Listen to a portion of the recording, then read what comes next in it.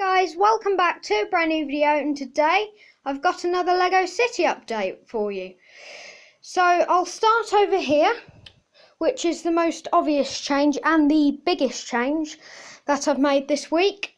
I've moved the whole Lego City over about 20 to 30 centimetres just so I can sort of get down here, ouch, and access that shelf over there, because I've run into quite a big problem, which was when I tried to have the city here, I tried to sort of redo my shelves basically, and yeah, you see a problem very quickly because I can barely reach this one here. But basically I couldn't get to them at all, so I'd have to, before I did the city, put some sets that I was never going to get down with. But if I was going to ever do a review on them or something, that wouldn't have worked. So basically I've had to make a pretty big change, which has got pros and a con as well, which is the amount of space here. I sort of have to not breathe in but go sideways, and I haven't got that much room to be at my desk because it's sort of quite small.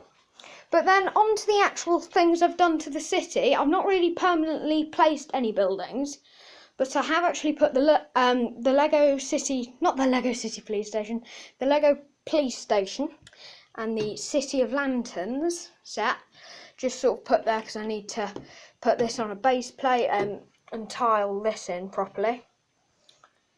And then over here I've just sort of added a park area over here for the time being, which is just 4 green base plates, and I plan to put this set in there sort of somewhere, don't quite know yet. And then I've sort of done a city block almost, where I've put some base plates around the police station, and I'm quite happy with my placement for that, as I'll show you around here, as it does work quite well as a corner building that's not going to be seen that much. So basically it goes on the corner there, but I didn't want to have anything too spectacular, like not the boutique hotel or the corner garage or something, because it'd all be wasted around here. But I thought this is a building that looks very good from either side as a corner modular building, but there's not any detail really around here, so it's perfect to go there. So I'm sure the police station will go there. All I'll have to do is actually move it off of its base plate, well not quite, move this right to the edge so I can use the side of the old row plates as a walkway, as that's actually 9 studs, which means I'm going to have like sort of 20 studs almost of just walkway, which I don't need, and I'd rather have the space at the back, which is for an idea that I've got coming up soon, and that is where a police cars are going to park. And I thought I could have that round the back with the extra 8 studs. I can sort of have some parking like that for police vehicles. Obviously that should help with that, and you've already got the back door, so to sort of bring criminals in. And that was basically, that's why the police station is perfect to go there, and the road coming around, I think that's going to stay. Then I've also got to put the City of Lanterns on some 32 by 32 base plates. Plan to put that on 2 of them, so it'll sort of account for 2 modulars with maybe a lot more detail around it. That should be coming up in a future video, probably quite a long time in the future, as I've got to go on Bricks and Pieces and get some of the grey base plates, because I could use green, but it requires me to do a lot of tiling, and in case I want some bare studs as well, because where it's sort of corner plates. So I've got to do some work to the City of Lantern set there. But yeah, so that's sort of what I've done for the buildings. But yeah, I mean, there is a few disadvantages, as it does take up quite a lot of the room.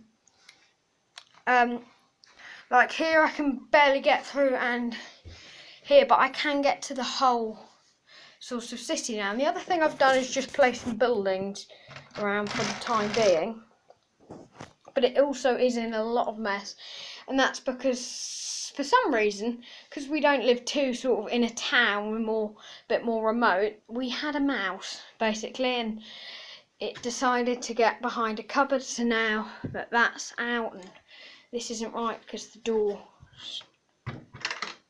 does that, which is a problem. But yeah, that was this week's Lego City update, although I do have plans for some more sets I'm going to buy. As in, I've got plans for the new lifeguard tower to go somewhere here on the beach. I bought some stickers, and I need to buy some pieces for a seafood bar based on the Hidden Side Shrimp Shack Attack, which is almost a tongue twister. But yeah, I've placed a lot of the base plates. I have got to do a lot of moving with the beach, as this is very annoying after I've done all of this. Obviously it'll go under there. One stud I've offset all this by, which you probably would think, oh, that's stupid. I'm surprised you managed to do that. But if you can see back down there, it lines up, doesn't it, the 10 plates, but because I haven't put a plate on that base plate, it's wrong. So I've just got to move all of that along one stud to take all of this off, just lift all the plates up and just put it back on one stud. Just lift these 5 base plates off and put them back one stud later. But yeah, as for my plans of the police station, that should be coming up a long time in the future, or not too long, probably a couple of weeks, as I've got to move that forward, and I'm really not looking forward to doing that, as I don't know if anyone's done that, but if they have, if they could let me know how that went, because I'm thinking I can just sort of peel the base plate off and put it back on, but I've got a funny feeling it'll involve me taking apart quite a lot of the bottom floor, which took me a good 4 days, I think it was, to build. But yeah, so that was my Lego City update, the second one. And if you enjoyed this video, like and subscribe, and why not comment too.